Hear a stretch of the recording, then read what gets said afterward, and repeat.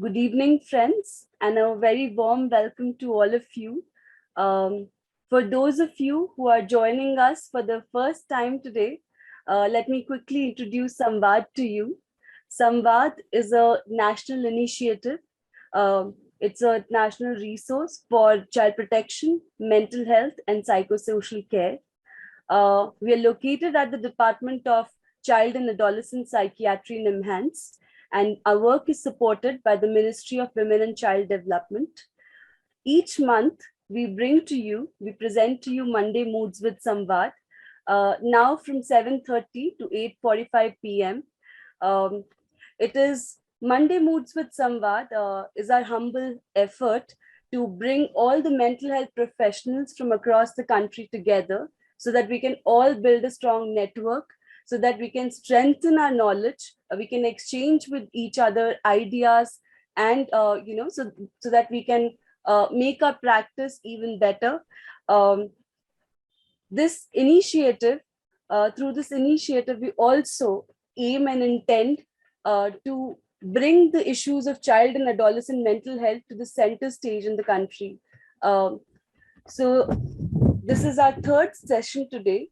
We have already organized two sessions. The first session on landscapes of child and adolescent mental health. Our second session in January last month on child and adolescent mental health, the fallacies of globalization, which was very, very interesting again. And today we present to you our third session, which is on substance abuse in children and the use of motivational interviewing techniques. Just like the last two sessions, we have with us Dr. Shekhar Seshadri to chair the session. Welcome, sir, and thank you very much for joining us. Thank you. Dr. Shekhar Seshadri is the former senior professor, Department of Child and Adolescent Psychiatry. He's former dean, Behavioral Sciences, and former director, NIMHANS. Dr. Seshadri actually initiated SAMVAD and continues to be with us in the advisory capacity, guiding us through our work and supporting us. And now, as you know a little bit about us, I would like to also introduce you to our very special guest today for this session. We have with us Dr. Lekang Shukla and Dr. Jayant Mahadevan. Welcome, sir, to the session, to the third session. It is always a pleasure to have you, Dr. Lekang and Dr. Mahadevan. Before sir tells you this fun fact, let me tell you this, that Dr. Jayant and Dr. Lekang, they were the first DMs for in addiction medicine from the National Institute of Mental Health and Neurosciences, which is NIMHANS. They are currently both assistant professors in the Center for Addiction Medicine, NIMHANS. Dr. Jayant has a very serious interest in psychopathology, clinical psychiatry, addiction psychology, motivational interviewing, and neuropsychiatry. Dr. Lekang also has a deep interest in neuroscience, clinical psychiatry, public health, his work in area of addiction, psychology. We've had the pleasure of having both Dr. Jayant and Dr. Lekang earlier in our series, Parenting Pathshala, which is also available on YouTube. And we are grateful to them for accepting our offer, our invitation and to join us today. We really look forward to the talk. And welcome again, Dr. Jayant and Dr. Lekang. I know everybody is waiting to hear from you.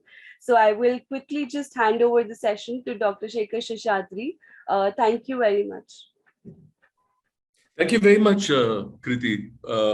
So traditional response when there is a suspicion that family members have that their adolescent is using substances, हमसे क्या गलती हो गई, हमने कोई कसर नहीं छोड़ी, you know, what mistake did we make, या बिरादरी की नाक कटवाओगे क्या, you know, नशा करते हो, गंजेड़ी हो, and so the whole notion that adolescents who gravitate towards use of substances always have a diagnosable disorder, which is in the externalizing conduct realm, is one issue. But having said that, we also need to understand that there's a difference between experimental use, recreational use, problem use, and dependent use.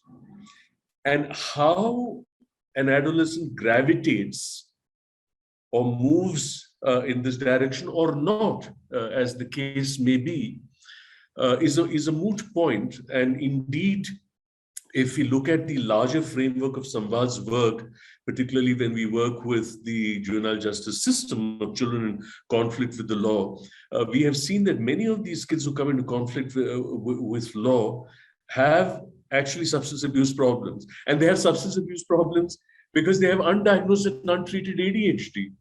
So there are a whole lot of clinical issues. But in sum, the approach in this session is really to look at motivational interviewing.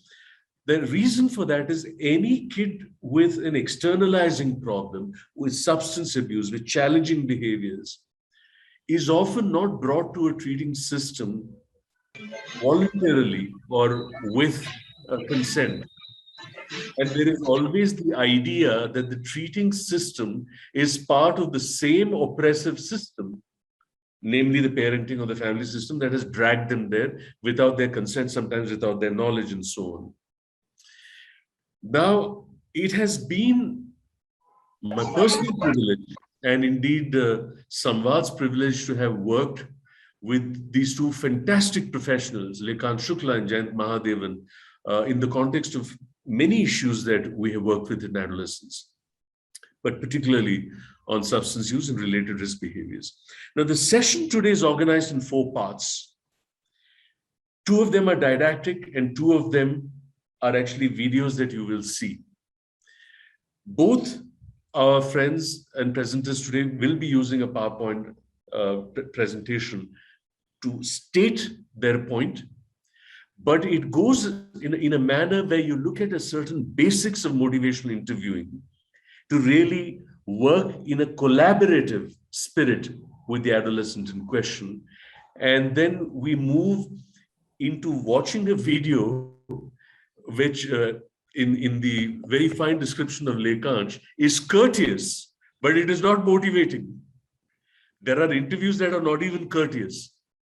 And then we go and take a deep dive into part 3, where we get into the dynamics of motivation interviewing. And then we see another video where we will see how motivation interviewing actually plays out. And then we will open it out in the last 20-25 minutes for questions and ideas from your side to really understand the concept of motivational interviewing. So what a pleasure, Jayant and Lekant, to have you on this program today. Always a pleasure.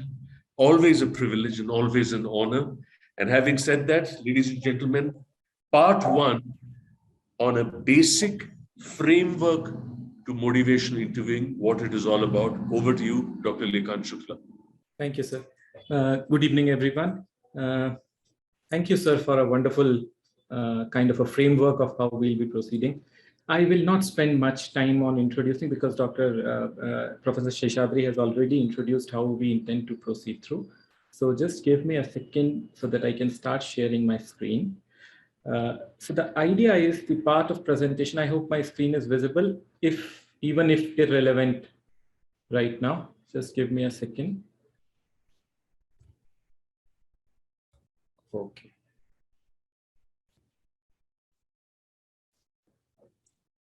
Right on, Lekant. Right on. Okay. So the idea is I'm just going to introduce as of now what do we mean by motivational interviewing. And the objective of this presentation is so that when we show you the first demo, you can make out what should have been done. So the format is a bit caricaturish. I'm talking of the videos that we present, but then it is only to help understanding what went wrong. So before I actually go into the technicalities of what motivational interviewing is, by and large, people in professions that profess that we help people, and so therefore professions like being a doctor, being a mental health professional, a psychologist, counselor, there could be at least 3 distinct kinds of communication styles. And what I want you to kind of spare a thought to this, communication occurs between 2 parties, presumably consenting, that is, one party speaks and the other listens or tries to listen. And when one party assumes one sort of a communication style, it automatically also assumes that the other party agrees with the complementary role. So I'll just give you an example. One type of communication style could be directing.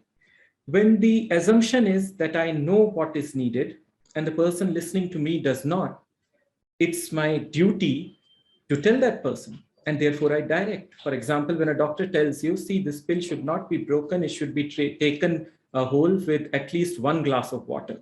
That is a directive, because the doctor knows that what are the reasons why it should be done this way, and presumably the patient does not. And therefore, the most simplest and shortest route to reach there is for the doctor to give you that information. When the doctor is doing it, the doctor is automatically assigning you a role of a listener and a follower, right? The other style could be following.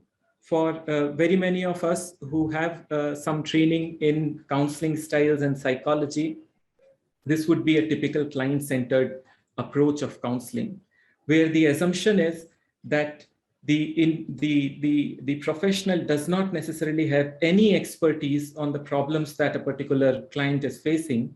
And in fact, it is the client who is the expert on their life problems, and they inherently have the solutions to it. And our job is to just facilitate it. For example, if a friend comes to you in the evening and says, had a bad fight with the boss or somebody, you just listen, you follow wherever the conversation is going. Somewhere in between these 2 styles is guiding. A good example could be, and this is something that I take from Rolnick, so Miller and Rolnick are the 2 people who are instrumental in this, who have given this style of treatment, that is motivational interviewing techniques. And the example is, if you have a child whom you have taken to a swimming pool, and the child is, of course, afraid to go into the pool. Now, just close your eyes and imagine how will this play out. Number 1, you situate yourself behind the child. The child will suddenly get spooked that you are liable or you're likely to push the child, right? Okay. Number 2, you yourself go into the water and beseech from there, hey, come on, it's not that dangerous. See, I am here. See, your papa is doing it. Nothing bad really happens. Okay, that's one way. It might be effective. It might not be effective. In fact, the more persuasive you get, the more likely it is that the child will start crying and rolling on the floor, and then good luck to your attempts to introducing your child to the swimming pool. The other style would be, the other place where you can situate the child is perhaps besides the child, holding the child's hand, and then slowly moving towards the swimming pool. That kind of a style is the guiding style. And it is this style which is characteristic of motivational interviewing. So working definition from the book, the definition is, and the operative parts of the definition are collaborative, as Professor Sheshadri already said. By collaborative, what we mean is it's a partnership. It is a partnership. There is no assumed power or information asymmetry in this relationship. It's a conversation style. So it's ultimately a talk therapy, and conversation is the main mode by which therapeutic intervention is delivered. And it's a style of talking for strengthening a person's own motivation. So the assumption is that the motivation is present there. Therefore, if you approach a case of addiction with an assumption that the patient is not motivated, then MIT is perhaps a problematic thing to go with, because in MIT, the assumption is the patient has motivation. Of course, there is a motivus. So the word motivus means movement. Of course, there is energy and movement in everybody who's alive. It's just a question of channeling it. It's just a question of finding ways to channel it into a commitment towards healthy behavior. So that's a definition of motivational interviewing. I'm going to spend more time in telling what it is not, because I think it's very important to know what it's not. So for some reason, it has gotten muddled with stages of change model. So this was a model given in late 1970 by Prochaska and De Clemente, who actually gave a very fundamental idea that change does not occur decisively or quickly.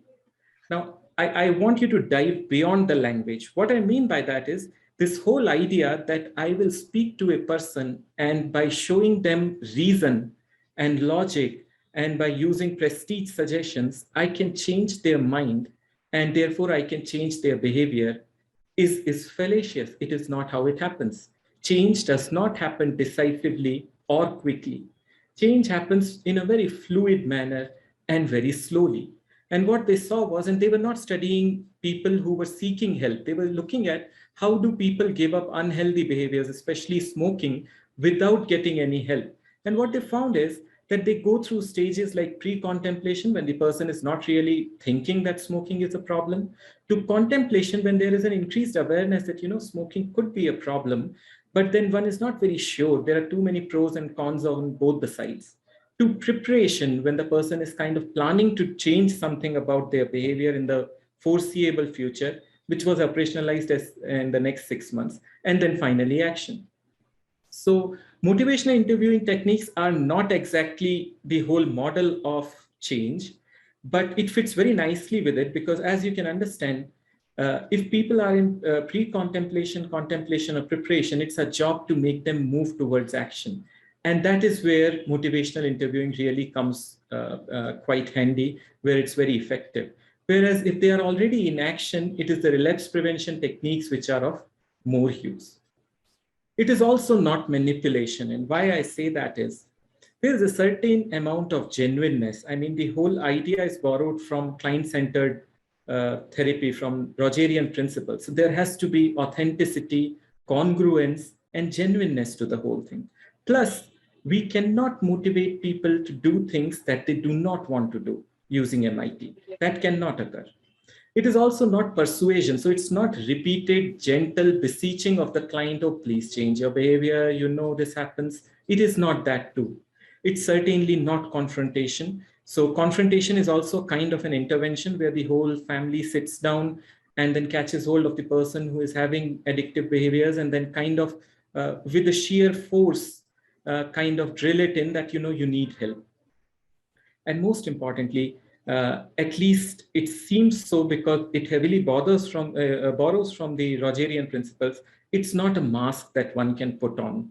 So unlike, say, CBT, which is a manualized intervention, time-bound intervention, and for which you don't really require a particular bend of mind, there is reason to believe that motivational interviewing does require a bent of mind.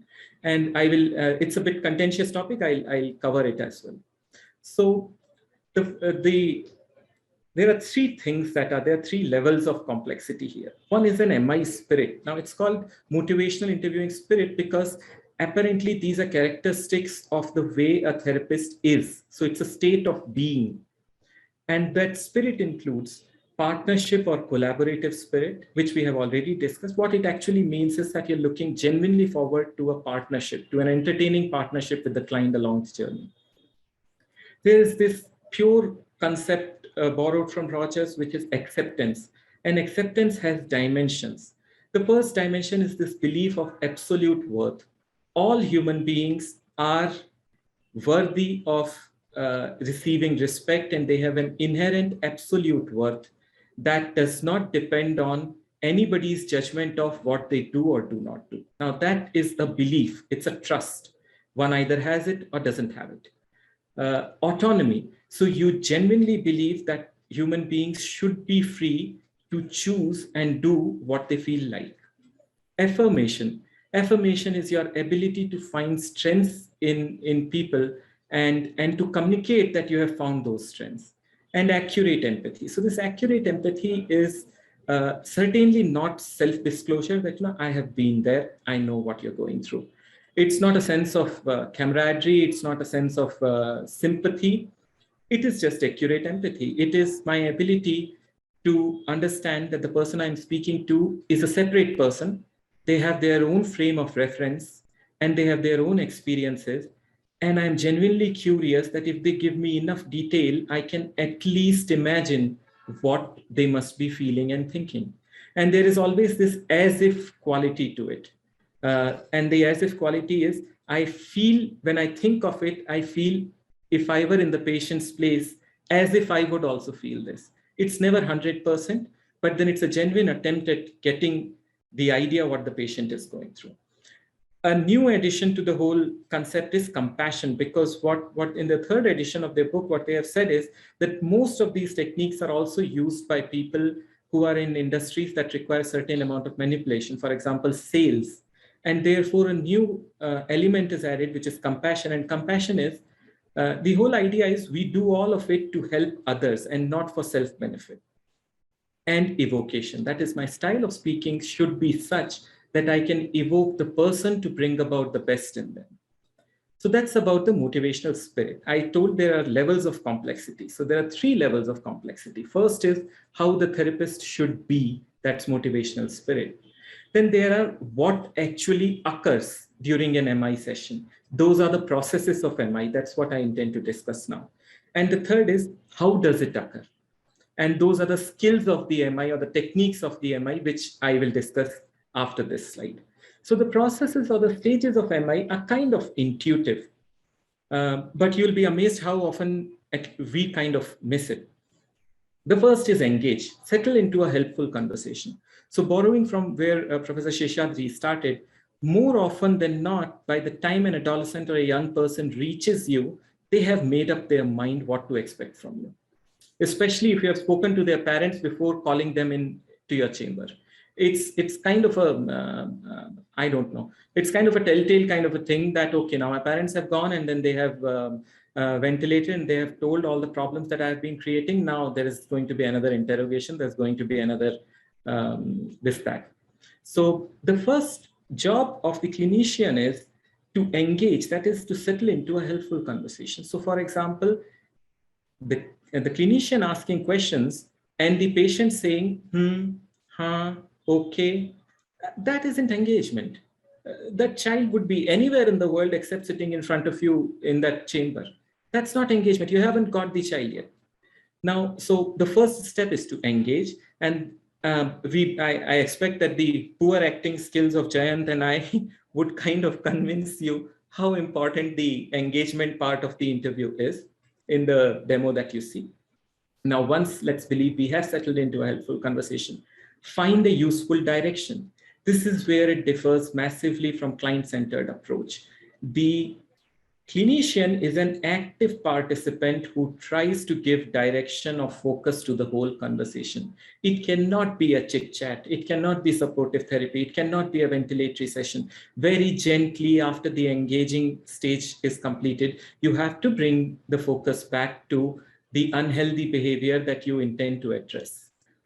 Once the focus has been achieved, a lot of time is spent in evoking, that is, use all the techniques that we will discuss today to elicit clients' own good reasons for change. You are assuming there will be good reasons for change within the client. And if they are given an opportunity, they would spring forth. And once they spring forth, your work would become much more easy. And the last is, if you have reached that stage, you help them make a plan. So those are the processes or the stages of MI. And how do they come about? So there's a lot of operational research on motivational interviewing techniques. And there's a lot of operational research in terms of what helps, what does not help. So all the relevant counselor responses can be coded into, all the utterances that a counselor does during the sessions can be coded into one of these 4 categories. And those categories are open questions, affirmations, reflections, and summaries. We'll discuss each briefly. Now, we all know what open-ended questions are. So these are questions that ask for an elaboration of examples. One must use open questions strategically. So your strategy is to evoke patients' own good reasons to change a particular behavior. So whenever there is a hint or there is something that comes from the patient that indicates that they are talking or they are wanting to talk about something that favors a change or at least disfavors the status quo, that's where you put in an open-ended question. Because what do you expect in response to it? More of a change talk, more of an elaboration of the earlier idea. So some examples here. For example, the client says it's not always, but then sometimes after drinking at a party, I feel a bit off in the mornings. You may choose to focus on it's not always, or you may just choose to disregard it and focus on the part that the client has said, but sometimes after drinking at a party, I feel a bit off. Now, a logical conclusion is, if you were to use a bit of an empathy, if there's something which makes you feel off in the morning, the logical conclusion of a rational human brain would be, I would rather not do it. So that's where you put in an open-ended question. And so the question could be, in what ways do you feel a bit off? That might bring about more of an elaboration. My head is aching, I'm feeling a bit nervous, so on and so forth. Or you can ask for a particular example. Can you remember when was the last time it happened? Just describe that to me. Another example is, I don't see a problem, but then if I stop using weed, my girlfriend will be happier. And for those of you who work with people who are having problems with addictive behaviors, most of their sentences have a but. Now, it's your choice which part of the sentence you want to highlight. Mostly, it is the part which is in the favor of a change. That's the part that you want to highlight. So similarly, you could ask open-ended questions like, in what ways will it make her happier, and so on and so forth. Coming to the second point, so we're talking of OARS, open-ended questions. The second is affirmations. Now, affirmations are statements that convey that you recognize. So first of all, that you have got you have your finger on it. Something about the patient, something which is appreciable. Okay, so you recognize it, you appreciate it, but then the word appreciate should generally be avoided. And we will see through examples why it kind of conveys a very different meaning. A thing that it took some time for me to wrap my head around is, these are about the patient and it's not about you. For example, I appreciate that you are a punctual person. Now, it's more about, what do I appreciate? I personally appreciate punctuality. I'm an enthusiastic person. It's about me. It's not about you, right? But affirmations have to be about the patient. They don't have to be about you. Generally, they must not have I. The sentences shouldn't have I. Now, there are linguistic nuances in this, especially the intonation of the voice could convert an affirmation to a question, could convert an affirmation to a snide remark. So those are some things that I believe we can only learn if we keep practicing it and keep getting feedback from somebody who is observing us. One thing to be sure of is, be careful not to end up sounding insincere, because high praise, false praise, a condescending attitude, I mean, you'll be amazed how sensitive a bullshit meter do young people have. They catch on to it very fast and they are quite used to it. It will not fetch you much. The process that's happening for an affirmation is that the patient says something that favors change or disfavors status quo. Now, the therapist takes a pause, and therefore actually the rhythm of MI interviews is actually quite slow, because it requires a lot of cognitive processing at the end of the therapist to find something which can fit in one of these 4 types before the utterance occurs. There are 2 ways. The therapist can kind of abstract away a value or a concept from it, or the therapist can make an attempt to link it to a commitment or the ability of the person to change. I'll give you an example of both. And then the therapist makes a statement on that. For example, I don't see a problem, but then if I stopped using weed, my girlfriend will be happier. Okay. There could be various responses. I appreciate that you are committed and invested in relationships. That's praise. It's more about you than about the patient. Great. It's a big thing that you are concerned about her happiness and feelings. You might be bordering on insincere depending on what your relationship with the client is. The client may go back with a feeling, okay, the person was just kind of being a bit too high-flying. Depending on how the intonation during the sentence is, you worry about her happiness? That's a question.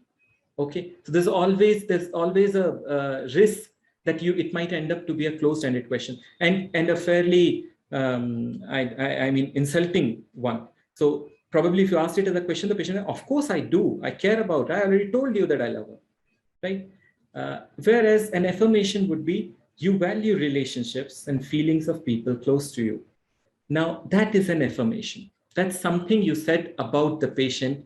There is universal agreement that this is a value, that value of a person that they invest themselves in relationships and feelings of others. You need not use the word appreciate there. It's a universally agreed thing.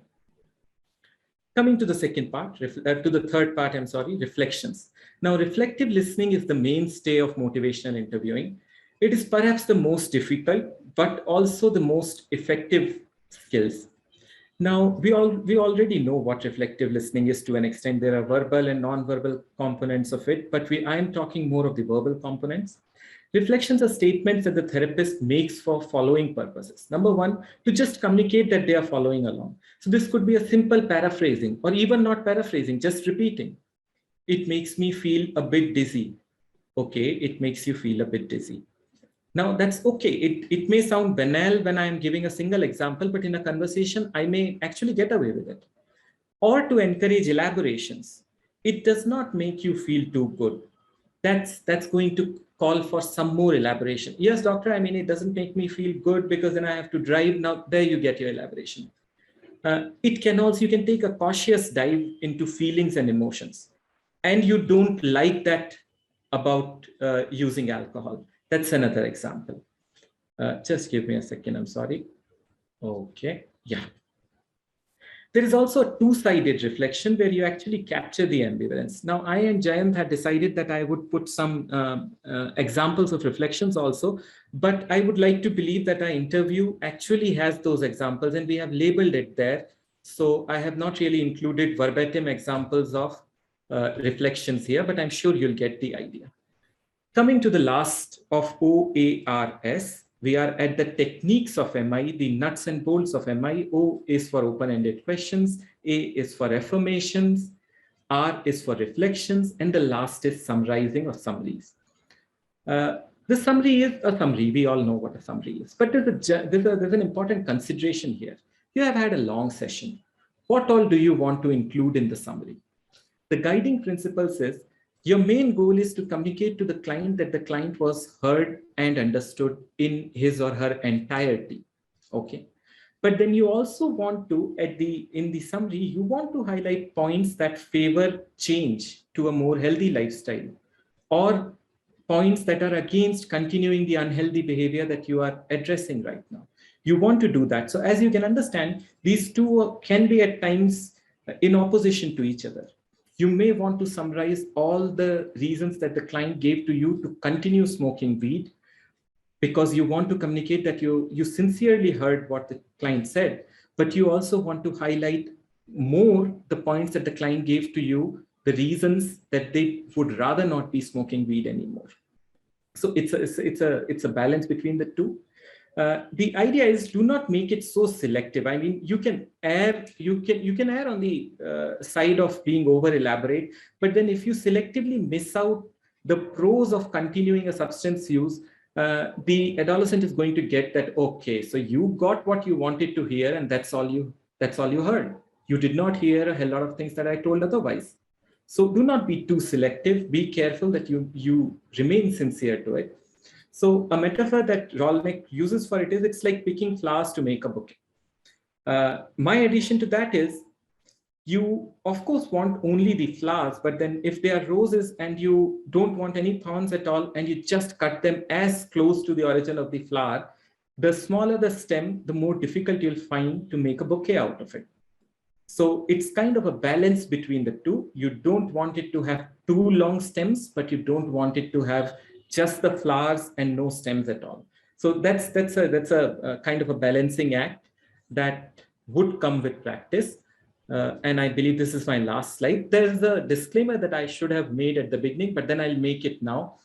Neither I nor Jayant, to my knowledge, are trained in motivational interviewing techniques. It's a whole industry unto itself. The short form is Mint, and they are minting quite a bit of money with that. Neither of us are trained in that, but then this is what we know about it. Thanks, sir, and over to Professor Seshadri. Well, it's like this, that while Lekansh may say that he and Jayant are poor actors, let me assure you that as professionals and therapists, their skills are formidable. Having said that, look at the metaphor of oars, which are required to navigate a boat in the rather choppy water sometimes, or the flow of how family processes actually go there, and how the temptation in the haste to make a change, that there is the danger to gravitate towards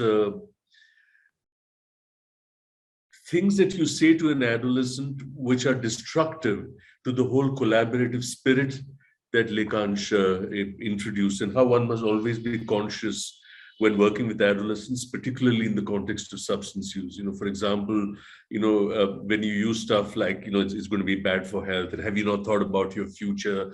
These are exceedingly judgmental, and I'm quoting some of the extreme judgmental things that one says traditionally when you use with adolescents in the hope and assumption that they'll actually make someone feel insightful and remorseful and regretful and immediately say, thank you for opening my eyes, doc, and I'm going to change from tomorrow. It doesn't happen like that.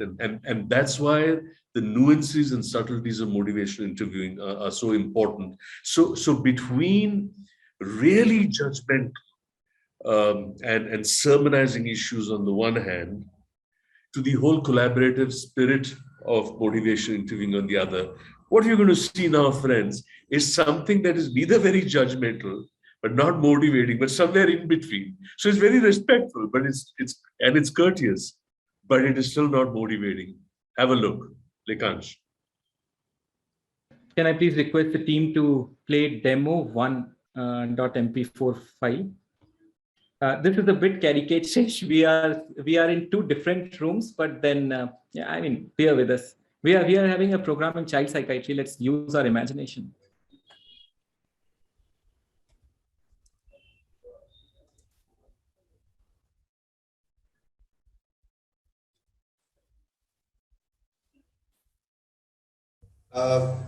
May I come in, sir? Yes, come. Have a seat.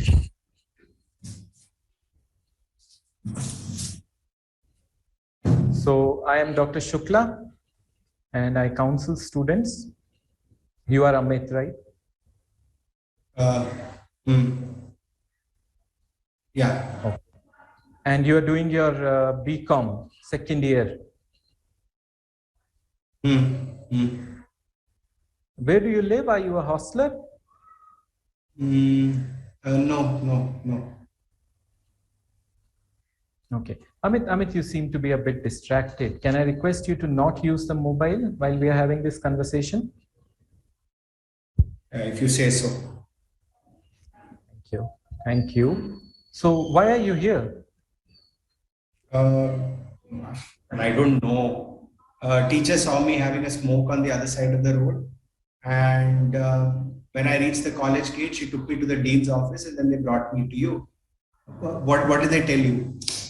Well, we will talk about it, but I'm sure you do have a better idea of why you are here. I don't have any idea, but I mean, it could be because the teacher saw me smoking. So you agree that you were smoking at the gate of the college? And for how long have you been smoking cannabis, by the way? I never said I didn't smoke. I appreciate your honesty. You did not. But what about cannabis? And how do you know that it was cannabis? Yes, we cannot say it for a fact that it was cannabis. We have not done any test, but I hope you understand we are worried. A lot of young people are using cannabis. They are getting addicted to cannabis these days. But I am not addicted to anything. And see, there is no reason why I should be listening to you, or I don't have to see a counselor. Please, can I go now? Wait a minute. Since you are already being frank with me, you agreed that yes, you were smoking at the gate of the college. Do you use cannabis? I may have smoked a few times, but what's the big deal about it? I've read that cannabis is being legalized in so many countries. Even our parliament has passed a bill, or is got a bill that is going to do the same. But it is not legal yet, right? I know, but it is much less harmful than alcohol, and it has got medicinal properties also. No, but do you know? I know all of that. I know everybody says all this these days, but do you know that it is quite harmful for young brains which are still developing, and it can cause some serious problems, and all the more it can cause addiction, isn't it? Yeah, okay.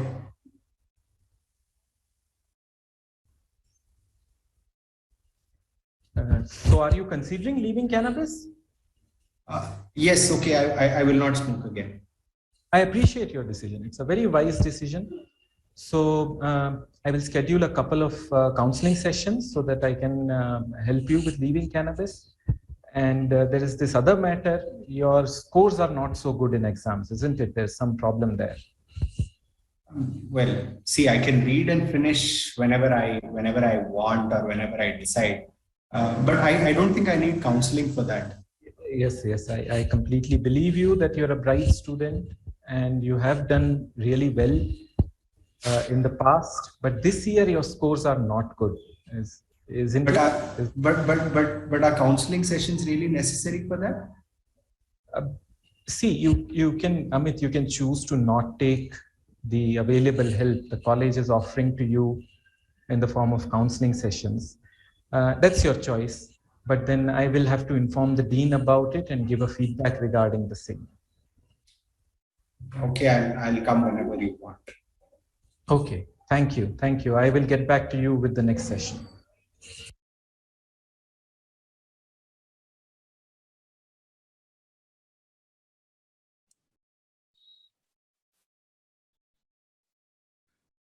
Now, what I would like you to do is you have noted not just the interaction as it took place, but also some of the captions that appeared on top. You know, would you stop rocking your chair, you smug? Hashtag exclamation and some of the premature closures and stuff that happened while the interview was going on, some of the judgments that were being made and the dynamics and the tensions that prevailed.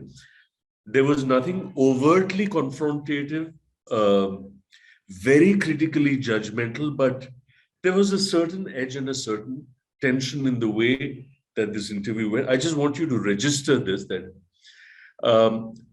in comparison to an interview which is completely in the other extreme of being critical and judgmental and harassing and haranguing the adolescent in question and extolling the virtues of abstinence and so on. Now that we've reached kind of the halfway stage in this session, I'd like to remind all 100 of you who are on the session today, please do use the chat option to put some of the ideas that you have and the questions that you have for Jayant and Lekhansh to address in the last part of the session, where we're going to take issues of very critical importance to look at what the nature of motivational interviewing and its context in not just in substance use, but as a general approach of how you work with adolescents actually plays out. Having said this, let's come to part 3 and take a deep dive into the whole dynamics and theory of motivational interviewing, building on what Lekhansh has presented.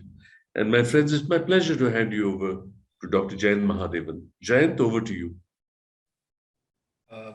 Thank you so much, Professor Sheshadri, and very good evening to all the participants. Again, it's a privilege to be on Monday Moods talking to all of you about motivational interviewing.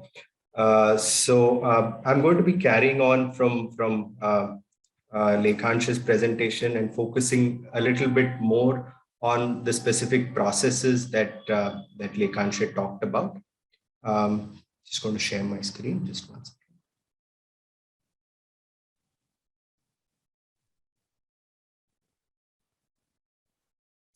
Can you all see my screen?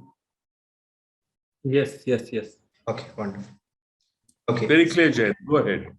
So, as already mentioned, we've talked about the 4 processes of MI, and it starts with engaging, moving on to focusing, then eventually evoking, and then planning. So, talking a little bit more about each one of these processes.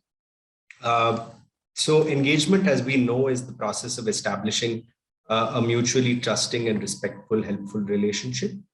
And studies have shown across the board that engagement increases the likelihood of client retention and treatment. And we know that retention and treatment is associated with better outcomes in various domains.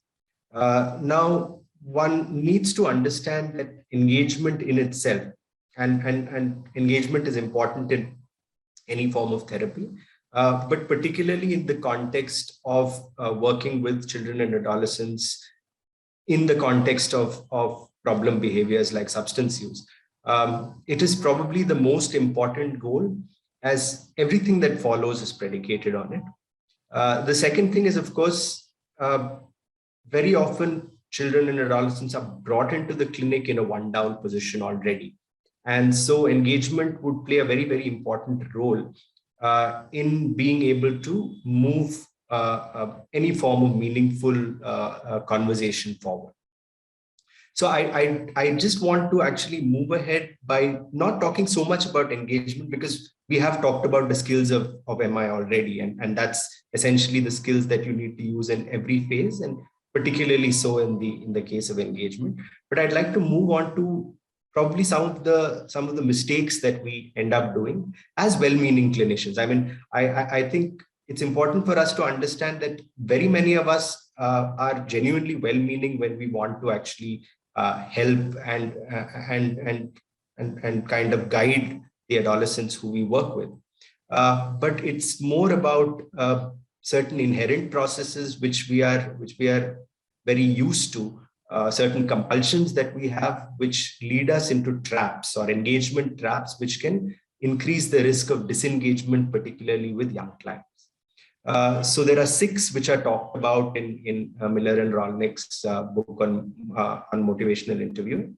And I'm going to go very briefly through each one of them. So the first is the assessment trap. I think this is something which, as young clinicians, we all tend to fall into a lot, because ultimately we need to be able to do an assessment, make a diagnosis. And that's usually something which we see very often between experienced clinicians versus younger trainee clinicians, wherein experienced clinicians don't feel so pressured to actually make a diagnosis at the very first assessment. And so the assessment trap is essentially about just having a set of question and answers that you are like shooting off to the patient. You're asking the person questions, very closed-ended questions, with a view to make a diagnosis.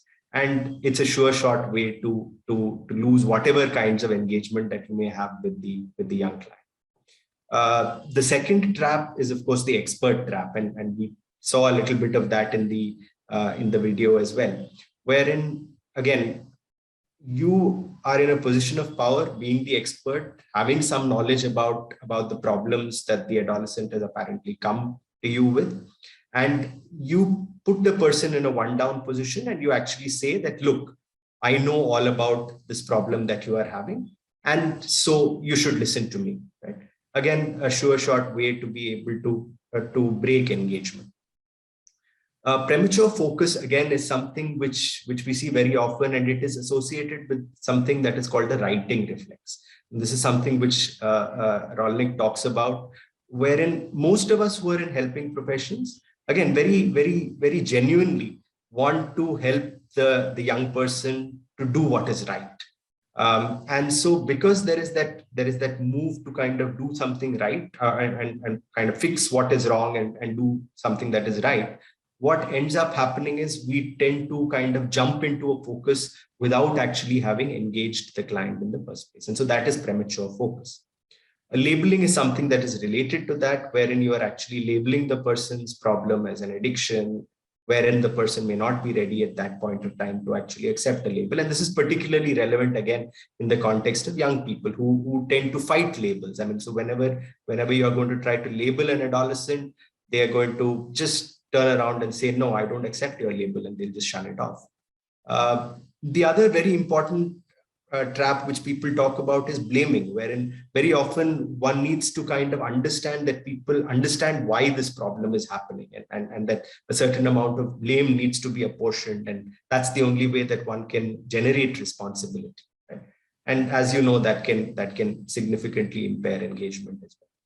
The last thing that I'd like to talk about, and this is going somewhat the other way, which is that we end up not actually focusing on the issue that is at hand, but end up doing a lot of chit chat.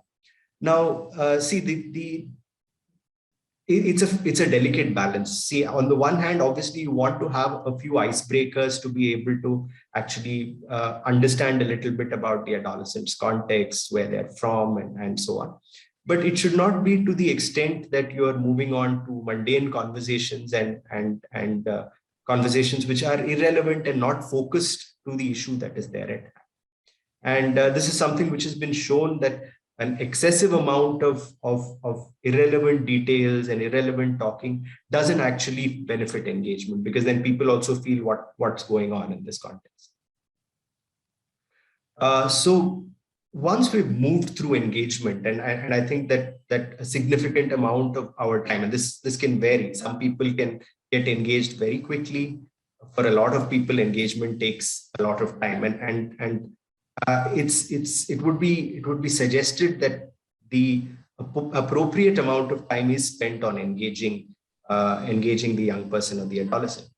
But then, as it was mentioned previously as well, unlike just engagement and then subsequently just allowing the interview to unfold, in MI that does not happen. You want to actually try to bring a focus into the context.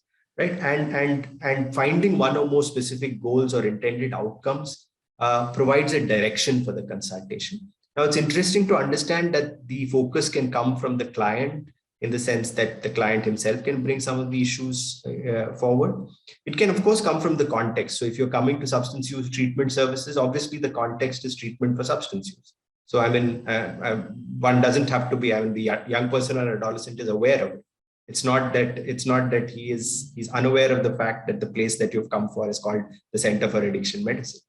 And of course, the focus could also come from the clinician. Again, the focus could be a single focus, multiple focuses, or a case where the focus is unclear. And in general, achieving a focus or reaching a focus is best achieved, at least in the motivational interviewing framework, by guiding a person towards a focus. Now, there are many challenges that are there when we talk about focusing in the context of clinicians. And again, these are things that are again talked about in Rolnick's book. And those have got to do with the fact that very often we want a focus to emerge as soon as possible, because that gives us a little bit of clarity in terms of how we move forward with whatever interventions that we are providing. And so what is described in a clinician in the act of focusing is that there needs to be an ability to be able to tolerate uncertainty or ambiguity. And this is something which, as I said, for a lot of people, particularly for us as doctors, we find it very difficult to be able to do this, to be able to tolerate uncertainty and allow for time for the young person or the adolescent to emerge with a focus. Right? The other major issue is sharing control, because we are not in the habit of sharing control. We are usually very much proud of the fact that we are in control of the situation. We know what is going on. We kind of direct the way in which the flow of events actually happens. Whereas focusing is predicated on the fact that you need to be able to relinquish a degree of control, because ultimately the person who you're talking to is, to a certain extent, an expert in his own right. And that's one of the very basic tenets of any form of motivational interviewing interventions. And so obviously you're not the only expert in the room. The person is an expert for his own problems. And so there needs to be a measure of being able to share control. And the third slightly challenging issue that is there when we are focusing is to be able to search for strengths and openings for change. Again, this is not something which we very easily are able to identify lacunae or particular problem areas that are there. But to be able to identify that there would be specific openings or specific things that people say, or specific points wherein we can affirm the person's commitment to change, is something that needs a bit of observation and to be able to kind of identify. The next question or the next issue which I'm going to talk about is about sharing of information. And this is something again which is very unique to motivational interviewing. A lot of us feel that if we are engaging in MI, and I used to think about this initially as well, that we should not be actually giving information to our clients, and that giving information per se is bad. Whereas MI does not prescribe sharing information, and in fact, it even suggests sharing information in certain contexts. But there is a specific way in which information is shared. And so I'm going to talk to you a little bit about that. So people talk about the elicit, provide, elicit model when you're talking about sharing information. And probably the video that will come after this will kind of demonstrate some of these as well. So always initially ask permission. I mean, and this is something that we generally say whenever you want to share information or share your expertise. Very often the person may not want to listen to what you want to say. And so, but on the flip side, if you ask the young person, please, can I talk to you a little bit about XYZ? Can I talk to you a little bit about how cannabis affects your brain? It's very unlikely that a person is going to say, no, I'm not interested in listening to you. So just the mere act of actually asking permission at an appropriate juncture would be quite often sufficient and diffuse this whole expert related issues that happen when you share information, right? The other thing, which is again logical, obviously you have to clarify information needs and gaps. You don't want to give a generic information to a person who knows a lot about a particular area already. So in the course of actually understanding what the person knows about the problem, you would be able to elicit what are the informations and the gaps in the informations that are there. When you're providing information, please be very clear that you need to prioritize what the patient really needs to know. There would be many things that you would want to actually tell the patient about a particular thing, but be very clear, be very brief about what exactly the person would benefit from in a short period of time. Always support the patient's autonomy. Always, the information should be provided in a way that the person is free to take whatever it is that they want to from the information that you're providing. It's not, again, it is not enforcing your opinion on the person. And always circle back and ask for the client's interpretation, understanding, or response with regards to whatever the information that has been shared. So this would be the way in which you can share information in an MI framework. Moving on to evoking, and before I move on to evoking, we need to talk about ambivalence. And so ambivalence, as we all know, is a state wherein one is unsure about whether one wants to change or not, whether there are reasons both for changing and remaining the same. And almost everyone who has experienced moving through change or making a decision to change would have experienced ambivalence at some point of time or the other. And it's one of the founding principles of the fact that everyone has ambivalence to change, and our job as MI therapists is to be able to facilitate ambivalence for change. And so you talk about two things. You talk about change talk and sustain talk. Change talk is, of course, talk which is moving towards changing a particular behavior. And sustain talk, of course, is about maintaining a particular behavior or statements which maintain or point towards maintaining a certain. So when we're talking about evoking, the principles that are involved in that is being able to actually recognize when change talk is occurring. There are also certain strategies which can be used to elicit change talk. And then finally, when change talk actually occurs, we should respond in an appropriate way. And so going very quickly through, again, the nice thing about MI is it's full of acronyms. So you have ACE and you have ORS, and recognizing change talk is about, there are two acronyms that are there. One is DARN, and you're talking about the desire to change, the ability to change, a reason to change, and the need to change. And these are each prefixed by different kinds of statements. So desire is, of course, I wish to change, I want to change. I know I can change is the ability to be able to change. I want to change because of XYZ reasons. And it is important for me to change, or I need to change, essentially talks about need as being the driving factor for change in that context. So we need to be aware when we are, and when we're talking about the cognitive processing that is involved in a motivational interviewing exchange, we need to be aware when these statements actually come up, and we need to be able to enhance this and push the person towards making more and more statements in this vein. And we'll talk a little bit about how that can be done. So these are what are called preparatory change talk, wherein the person is preparing to change. There is also something that is called mobilizing change talk, and that is wherein the person has in a way already kind of decided to change, and then he puts out statements to change, and that includes statements like I will, I promise, I'm willing to, I'm ready to, or as I've already taken certain steps towards change. So probably the easiest way to elicit change talk, and this is something that we get used to when we're talking to people, is actually just using open-ended questions which can elicit the desire or the ability or the reason or a need that a person has to change. And if you're able to actually intersperse these kinds of questions when you want to actually find out what are the reasons for change, what would you wish to do in this particular context? What could you do to change? Why would you want to change? Or what do you think needs to be done at this point of time? These are the kinds of statements which can elicit change talk from individuals. In addition to this, there are also a whole host of techniques, and I'll very briefly touch upon a few of them. Probably the readiness ruler is something which a lot of people have come across as well.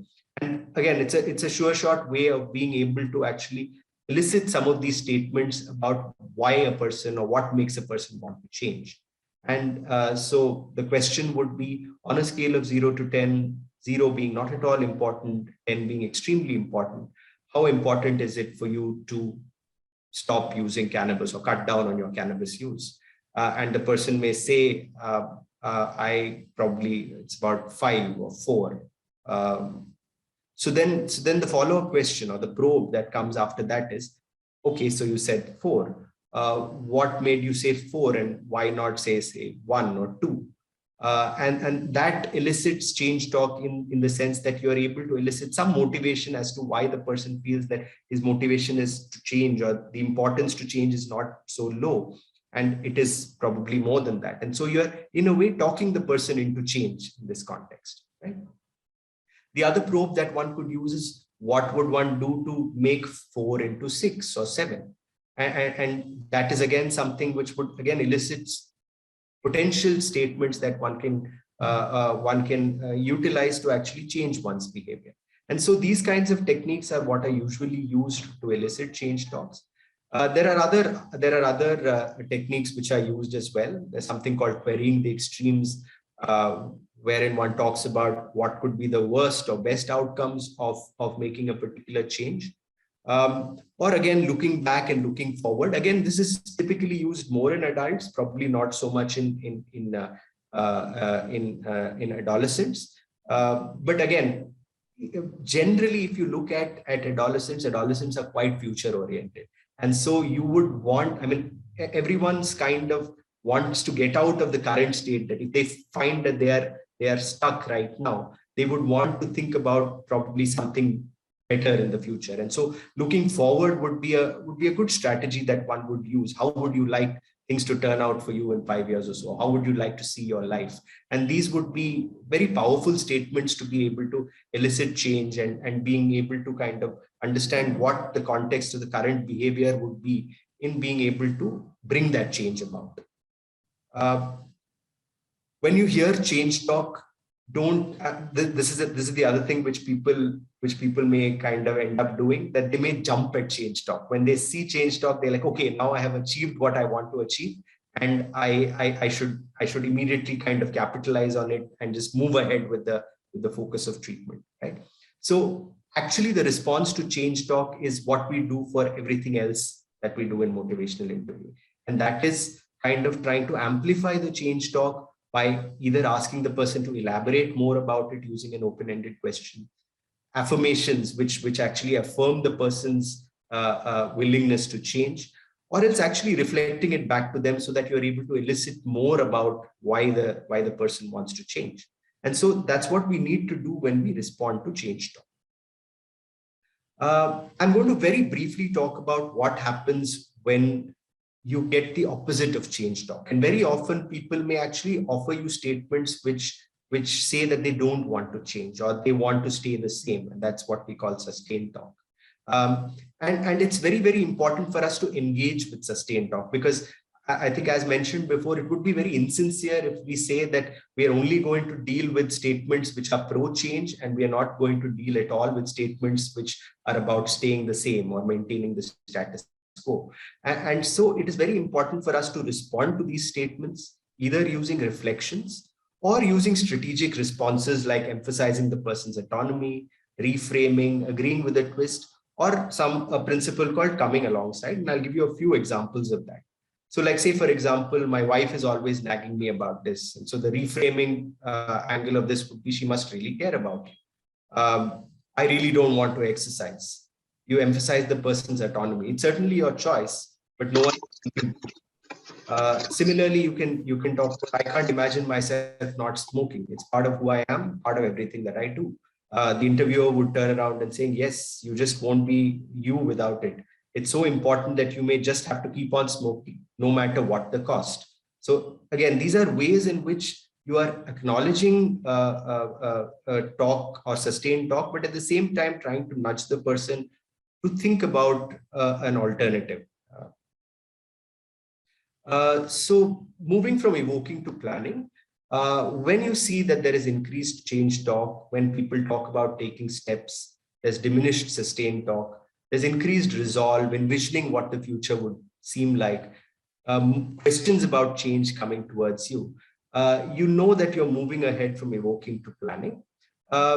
And so a way to be able to ascertain this is actually giving a summary or recapitulating all of what the person has talked about, and then putting forward a key question and asking the person, do you think that you're ready to move towards thinking about how you want to go about working on these things, and then waiting for the person to give a response. So just to conclude, engaging is all about, shall we travel together? Focusing is about, where are we traveling to? Evoking is about whether and why we should travel. And the planning is, of course, about the how and when. This is a bird's eye view of some of the processes, and I've tried to kind of condense this in the current presentation. Would be happy to take some questions with regards to this. There are already some issues that are coming in, Jayant and Lekansh. For example, Satish Pandya and Nikhat have both appreciated what you have put out for our consideration. Satish, of course, has some very specific questions about the duration of the motivational interview, and we'll come to that at the end. But what Jayant has done is that he's spoken to us about traps, and he's spoken to us about some very important dynamics and processes in the whole motivational interviewing. And to relate that to the point that Satish is making, what is the difference between counseling? We use these techniques in counseling, and so how is counseling different from motivational interviewing? And I feel that there is a difference between an adolescent with an internalizing condition, perhaps anxiety, perhaps stress related, who comes with a certain personal, may I dare say, an internal locus of control and wants to change, as opposed to an adolescent with substance abuse who comes to you from the position of resentment and resistance and rancor and defensiveness. And how do you work with those kind of dynamics and tensions as opposed to an adolescent who's kind of receptive? So this is a very critical dimension, Satish Pandya, that we need to keep in mind about how we differentiate between counseling and motivation interviewing. Needless to say, I'm sure there are overlaps between these two principles. But in order to see the distinction between the video that you saw earlier and another one that we'll see now, and while I'm conscious that we were supposed to close this session at a point of time, but I see that over 100 of you are still on in the session. So let's go on, because this is such a fine session that Jayant and Lekansh have put together, that I'm sure that 15 or 20 minutes of extra time will go well in this collective knowledge that we are building.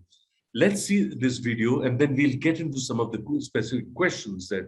So Keep those questions coming on chat, and let's see this video, which really looks at all the points that Lekansh made in his opening framework on motivational interviewing and the deep dive that Jan took you into, and make the distinction between just a courteous interview as opposed to something that really recognizes the nuances and the finesse that is involved in motivational interviewing. Let's see the next video. Can I come in? Hello, please come in. Have a seat. Have a seat. Hi, I am Dr. Shukla. You can call me Doctor, Doc, or Lekansh. I'm Amit. Okay. Good morning, Amit. Good morning. Would you like some water or coffee? Maybe I have some fresh coffee. No, thanks, doctor. I'm in a hurry, and honest, I don't see why I'm here. So it is unexpected for you to have been brought here. Yeah. Right. Indeed, I also have a meeting in another 20 minutes. But then I'm wondering if we can use these 10-15 minutes for some discussion. Thanks, but I don't need a counselor. You think you don't need someone to speak to? Well, to be honest, I don't know why I'm here. I just want to go to my classes and get going with my day. Right. And I want you to know you can leave. You can leave right now. You can leave after some time. But as I said, I have some 10-15 minutes with me. And if you would like to talk, I am more than happy to talk to you. Well, see, I don't see what I must talk about. I was coming to the college just like every day, and then I was dragged to the dean's office, and then here. Right. So you came to the college, and then this was quite unexpected. See, I mean, I have an idea why I was brought here, but what did the dean and the teacher tell you before? So you do kind of have some inkling what made the teacher insist that you see me today? Well, you know, she saw me smoking near the college and she overreacted. What did they tell you? Right. So they told me exactly this. They told me that the teacher saw you smoking near the college gate. So, but you already know that, right? So can you tell me what actually happened? Well, I was smoking across the road and the teacher saw me. When the class, she said I can't come inside, and then she took me to the dean's office. Okay. So you came to attend the classes just like any other day, and I think whatever then happened has disturbed you. Yeah, I mean, my classmates saw what happened. I was standing outside the dean's office, and all the juniors were also coming in. Right. So you felt embarrassed, and that this being pulled up like this is not something that has happened to you earlier. Yeah, it was so embarrassing, and I don't like being like this. Okay, I just want to go back home, you know, as soon as I can. I don't know why I'm here. I don't even know how I'm going to go back to class now after all this. You do not like being pulled up like this. Yeah, well, I mean, I have been good at studies. I'm a part of the college cricket team. Everyone kind of knows me. That's why I just want to go back home now, please. Right. You can, as I told you earlier, you can. But can we talk for a few minutes? I mean, if that's okay, tell me what's been happening. I don't know. I don't know, Doc. I was somewhat worried when I left home today, and see, I did have a smoke, but this happened. Right. So you were a bit tensed from the morning itself, but then you did come to the college and attend classes. Yeah, you know, I'm having a hard time with some of the subjects. You know, things with my girlfriend. I mean, we've been going through a rough patch. Okay. And so you are worried about your performance in exams, and then there's also this rough patch, or this you're having a hard time in your relationship. Yeah, I know. See, I know these are not big issues. See, I can do well in studies. I mean, I have Yeah. studies. You believe in yourself, that you believe in your capabilities to do good in studies. Yeah, you see, I scored well in my first year. I mean, I did quite well, but this year it's just not been so great. Right. So studies and I mean academics are important to you, right? And you have done well earlier. But if I may, how have things changed this year, Amit?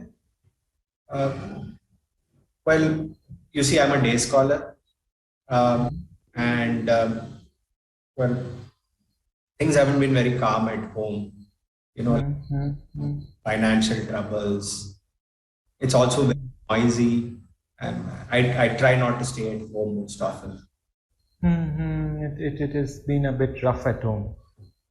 Yeah, you could say that. I mean, I mostly stay with friends, room nearby, so like we just sit and chill there. Right. And you like to spend time there. Well, I don't know.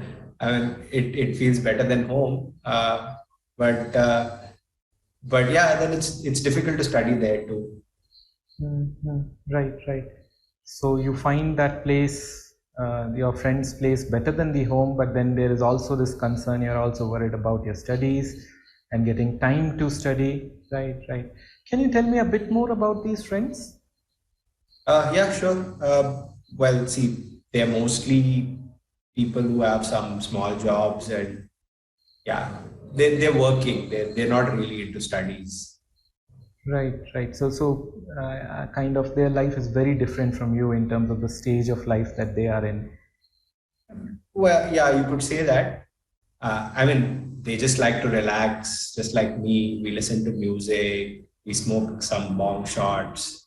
Yeah, they also do some other stuff, but I just smoke weed with them. Okay, right. So they try different things. Yeah, but like I'm not into that kind of stuff.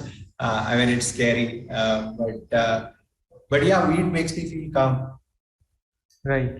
So some of the hard drugs, if we may call them, they use, you are not really into that. You don't think they are safe. And then, but you do have weed. You just used weed there. Right. Yeah. I mean, see, there's lots of work that's being done now. We know that cannabis is not that harmful, and so I like it. And besides, it's just for a bit of relaxation. I mean, I've been reading up about cannabis, and it has like many medicinal uses. I've seen that on the internet. Right. So for you, cannabis makes you feel, or weed makes you feel a bit relaxed. Yeah, you could say that. Okay, and you have been curious, and you checked about its safety on the internet. Yeah, that's important. Right. And you read that cannabis is something that is not of any harm, and then it is mostly safe.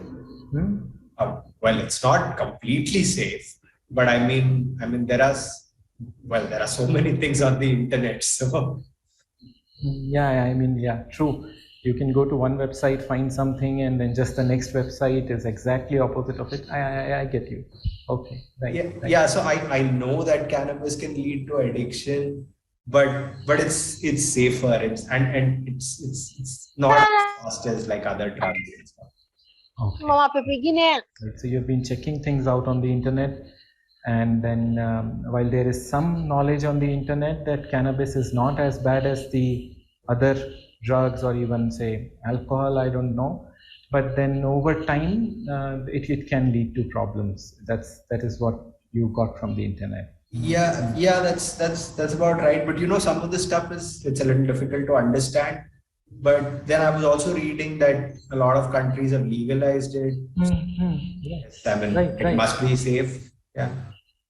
Yeah, they have a number of countries and regions have legalized it, right? So I mean, you have been reading about this, but then I get a feel that you also have some doubts. So I was wondering if I could give you some information, especially given information about the medical research regarding cannabis use. Yeah, I mean, sure. Okay. I mean, I'm checking, would that be okay if I gave you some information about how it can affect you? Yeah, sure. I mean, if it helps, definitely. Okay, okay. So as you said, it can lead to some uncontrolled use, especially for people who use it for a long time. Now, what I mean by uncontrolled is one can be drawn towards it. That is, they can crave for it, use it even when they don't want to. Right?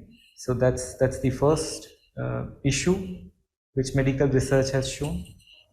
The other issue is for young people, it can also affect their brain development. And that would be kind of what we call cognitive dysfunction. That is problems like not being able to concentrate, focus, learn, things like that. Is it? I don't use it so heavily, but then I do kind of have to take it in the morning. It kind of makes me Right, calm. right. So it helps with your mood somewhat. Yeah, I mean, I don't know. See, I don't like what happened today. I'll be honest. But then I kind of felt like taking one before I came to class. Right. So you don't like the situation you have landed in because of it? Yeah, I mean, there are young kids around, and I know I mustn't do this. Besides, it makes me look stoned. Right. You feel worried and you feel responsible towards your juniors. Yeah, I mean, some of them are in my cricket team as well. Right. And you also don't like the way it makes you, I mean, the way it changes your appearance or behavior towards others. Yeah, that's true. And I don't know if it's also what's been causing me to not being able to focus in class. Right. And performance in exams and academics is something that you value. Yeah, I mean, I do. Yes, it's important to me. Okay, great. Okay, Amit. So we have discussed quite many things today. Can I kind of make an attempt to summarize them and probably tell you what is the sense that I have? Sure, that works. Right. And please correct me if I've got something wrong. So, Absolutely. right. So the last year has been a bit rough, both at home and at college. Yep, that's about right. Yeah. And there are some new friends that have come in your life with whom you like to spend time, and you have found that weed makes you feel a bit more calm or a bit more better, right? Kind of. Yeah, that's about it. Yeah. And you are clearly a curious person who worries about safety, who worries about what they are seen doing in the college, and then you have been reading up about effects of weed on you, on your body. Yeah. Right?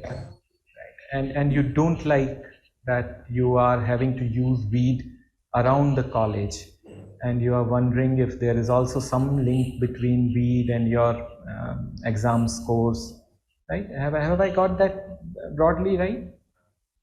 Yeah, I think that's bang on. Yeah, pretty much. Okay, great. Thanks, Amit. Thanks for sharing this with me. I'm just wondering, because both of us have to end this session today, I was just wondering if you would like to continue this discussion in further sessions.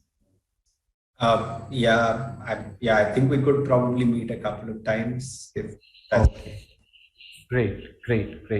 So sure, I'll make an appointment. I'll make an appointment for you the coming week, right? Thanks a lot, Bob. Okay, Amit. All the best then. Bye. Well, I guess what Shubha Badami says in the end that the doctor won his client over so easily, kind of sums up what we're trying to say. But it is also my pleasure at this point of time, friends, to announce that today's edition of Monday Moods has also gone international. We have Narmada Devakoda from Nepal, who has also joined us from Kanti, a government children's hospital. Welcome, Narmada. Now, we have the last few minutes here, Jayant and Lekansh, for a number of questions that have come on chat, and I'm going to sort of get them alternating between the two of you. So I'm going to start with the first question, which I'm going to put to Lekansh.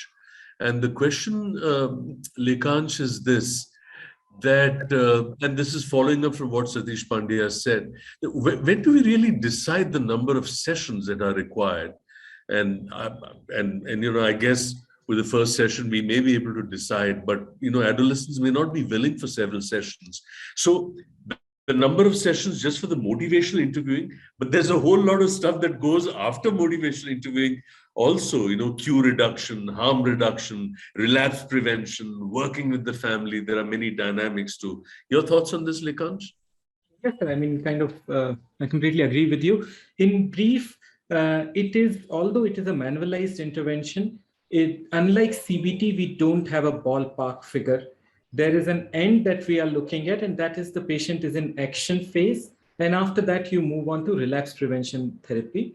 But on average, 3 to 4 meetings generally are required for you to kind of reach that stage. Thanks, sir. Mm-hmm. Right. Jayant, Pooja has a question, and this is really something not specific just to motivational interviewing and adolescent substance use.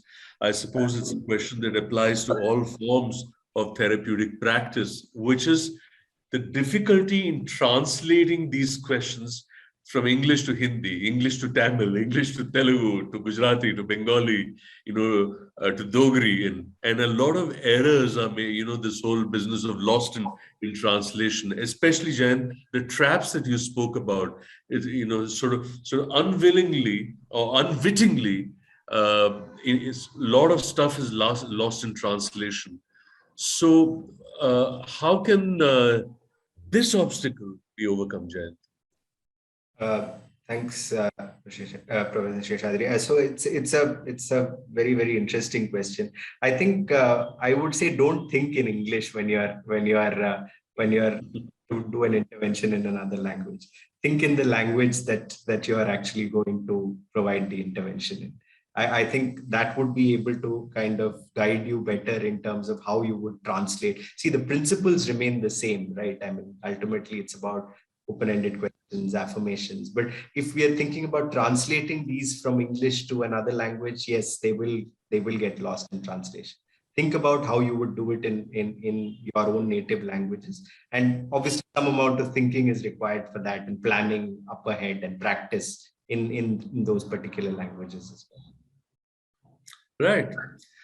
तो इसी बात को आगे ले जाते हुए लेकांश, क्योंकि जयंत ने भाषा के बारे में कुछ अपने विचार को व्यक्त किया, तो संध्या जी का प्रश्न ये है कि जो भी मदद के लिए आपके पास आते हैं और आपका दृष्टिकोण और नजरिया जो है, खास करके उनके शख्सियत और व्यक्तित्व को महत्व देना, वो एक तरफ है, लेकिन दूसरी तरफ ये है कि गांजा वगैरह जो है, इसके पीछे विज्ञान जो है और उससे जुड़ी हुई नशा और लत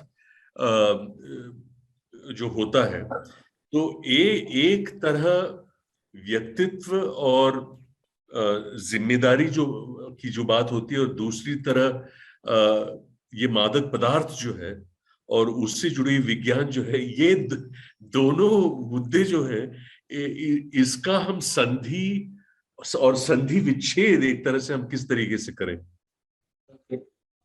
नहीं, तो आप नहीं करें, ना आप संधि करें और ना संधि विच्छेद करें। दोनों मुद्दा ही अलग है। आप जब पेशेंट से मिल रहे हैं तो आपकी जिम्मेदारी ये नहीं है कि कमरे से बाहर जाते वक्त वो पूरी तरीके से मुतमईन हो जाए कि हाँ, गांजा बहुत खतरनाक चीज है। उससे कोई फर्क नहीं पड़ेगा। उससे जरा भी फर्क नहीं पड़ेगा। आपका उद्देश्य सिर्फ ये है कि कमरे से बाहर जाते वक्त या तो पेशेंट ये डिसाइड करे कि यार ये डॉक्टर साहब से फिर से एक दफे मिलना है, थोड़ा ठीक लगा बात करके, इतना भी हो गया तो आप अपने आप को सफल समझिए। और अगर इतना हो गया कि पेशेंट बाहर निकलते वक्त सोच रहा है हाँ यार वो पढ़ा तो था कि गांजा अब लीगल हो गया है, लेकिन ये बात ठीक लग रही थी यार, एक बार फिर देखना पड़ेगा, लगता है एक बार फिर सोचना पड़ेगा, तो भी आप सफल हुए हैं। पेशेंट्स के साथ हम वाद विवाद में नहीं पड़ते हैं, हम नहीं उनको कन्विंस कर सकते अबाउट साइंस एंड ऑल, उसकी आवश्यकता ही नहीं है, ये पॉइंट है। So, Lekansh, there is an issue related to this which I'd like to respond to. This is something that Gaurang has put down. This whole issue, the whole issue of denial, not just in adolescents who are using drugs, but how they always kind of frame their responses in a way that there's some denial, there's some defensiveness that. And what you said just now, and the issue that Gaurang has put, the whole issue of denial, or where addictions are concerned, and the way that they frame their answers, that and the whole issue of how much do you believe, and where do you position yourself? How do you negotiate this tension in that level? Okay, so I think we need to first of all agree on a very basic psychology fact, and that's something called reactance theory. Reactance theory is that if I am super convinced about something and you challenge that, I have the power of conviction to choose and not engage with you. Whereas if I am ambivalent about a belief and you question it, I will muster all the defenses in the support of that belief. So defense is in response to a real or a perceived offense. If there is no perceived offense, there shall be no defense. So that's one thing that we need to agree to, and that's why we had highlighted it. There's no point in going heads on with the resistance. But there's no point in cutting short the adolescent and saying, yeah, मुझे पता है कि हमारी parliament में bill आया है, I am aware of it, but then do you know? And then you have lost the child after, you have lost the adolescent after the but. There's no adolescent hanging on after the but. So just keep that in mind. Roll with it. Take out parts of that response that you would like to use. Just roll with it. Yeah. Jayant, I'd like to combine two questions, one put by Preeti and the other by Sandhya. Preeti Galgali's question. Preeti is an adolescent practitioner. She's a pediatrician, deeply interested in adolescent health. That it's a whole issue of follow-up on the motivational interviewing sessions with or without relapse. And the related question that Sandhya has put is really about the dynamics around all this in the relationship between with the counselor. And what she says is that the dynamics with the counselor and with doctors as experts is different, and because she's a doctor turned counselor, and there's some kind of a differential here. So, if you could combine these two issues and respond, Jayant. Sir, I mean, again, in the context of the first doubt with regards to follow-up sessions. Now, motivation is something which is seen to be dynamic, and so there is a cyclical process wherein we know this. Amongst all of us, we've tried to do things to change behaviors within ourselves, right? And motivation does not remain at the same place at all points of time. So when a person, the motivation changes, one has to again start with engaging, focusing, evoking, and then planning again for change once again. So it's not that it is only done at encounter number 1. It can be done at encounter number 2, 3, post-relapse, and so on and so forth. In fact, should be done as well. So that's with regards to the follow-up sessions in that context. In terms of what our stance should be, and particularly the challenges when one is talking about a doctor who's come with certain information. Again, I'd mentioned this towards the end of my presentation. We need to go in with the stance that while we have some expertise with regards to the problem that the person is having, the person is also an expert in terms of what he is undergoing and what he is going through. And so actually you're both on an equal footing in that sense. You don't know more about the person's condition than the person does at that point of time. That being said, there are specific things that you know that would probably help this person. And so that's where it is different from client-centered therapy, wherein you claim that you don't know anything and everything comes from the client. So there is a bit of both. I mean, so that's where guiding comes in, and it's not just following. So there's a related question, Jayant, which Zoya has put, that when you in your presentation, when you spoke about rephrasing, and when the client says, "I can't see myself without smoking," so how do you avoid a rephrased statement so that it doesn't sound like sarcasm to an adolescent? So what are the dialectics of this kind of rephrasing? So I think Lekhansha talked about this also in the context, in the tonalities of how. So if you the book on motivational interviewing talks a lot about psycholinguistics. It talks about the ways in which we communicate. It talks about the intonation. And so a lot of that matters when we are actually presenting our statements. So for example, she's absolutely right. Zoya is absolutely right. A statement wherein you actually agree with the person, but with a twist, wherein you say that, yeah, that probably you're not at this point of time. I mean, smoking is something that's very, very important to you at this point of time, no matter what the cost. It's a question of how you phrase the no matter what the cost. So I mean, it can be phrased with humor. It can be phrased with a disarming kind of nature, where you're not in a way confronting, but you're just stating a fact as such. And so those are ways in which you can do it without necessarily being sarcastic or necessarily being deliberately kind of abrasive in that context. And again, that comes from the spirit, I believe. I mean, if that spirit is not there, none of this will come. I mean, so. Thank you very much. And for a lot of questions that people are putting, we have put on chat our website, where a lot of material pertaining to questions about how to work with adolescents, some of the strategies that we have developed for adolescents in the mainstream and adolescents from vulnerable circumstances, street and working children, for example, and how to do. A lot of these materials are available in the NIMHANS childprotect.in website. There are a couple of other systemic questions as well about on reporting. There is a question whether the same issue applies to behavioral addictions, which Dia has actually asked. Lekhansh, any thoughts on Dia's issues? MIT with adolescents with behavioral addiction and some of the obstacles that therapists might encounter, considering that these individuals often show some social cognitive skills deficits. Any responses, Lekhansh, on that? Yes. So this is something that I think both of us missed. The arena of MI has now really been broadened. And in fact, much of the research now is training GPs in how to do MI for patients with diabetes to ensure food checks and things like that.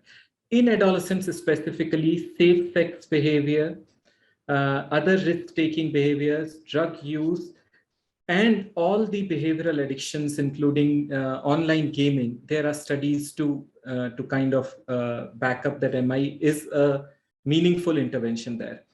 To your second question, if you are talking of an adolescent or a young adult with, say, substantial, not diagnosable, not syndromal, but substantial problems with, say, language, communication, or empathy, taking a perspective, personally, I'm not very sure if motivational interviewing technique can be applied blindly without a lot of forethought and planning. I'm not so sure. I believe it's a very complex kind of an intervention, and I would be careful. I would be careful about that. Right. Well, it appears that the session was to actually run from 7:30. to 8:45, and we are half an hour outside of that, but that's really a credit, not just to your interest. 60% of you have stayed on to the session, but also to the phenomenal preparation and professional experience that Jayant and Lekansh have brought to this session. And we in Samvad hope that we will continue to engage with the Center of Addiction Medicine and with Jayant and Lekansh to do more and more sessions to really broaden the network of the kind of services that Samvad wants to provide for all the children and adolescents in need of this kind of approach. Thank you very much, Jayant and Lekansh, for this wonderful session. Kriti, I hand over to you to close the session. Thank you very much, sir. Thank you, Dr. Jain. Thank you, Dr. Lekansh, for a wonderful session. For all of you, thank you very much for staying with us. And we will be back with our 4th session on 28th February. So keep checking your inboxes and your emails. There will be information soon. Because it has been a long day. Good night, everyone, and stay well. Thank you very much. Thank you.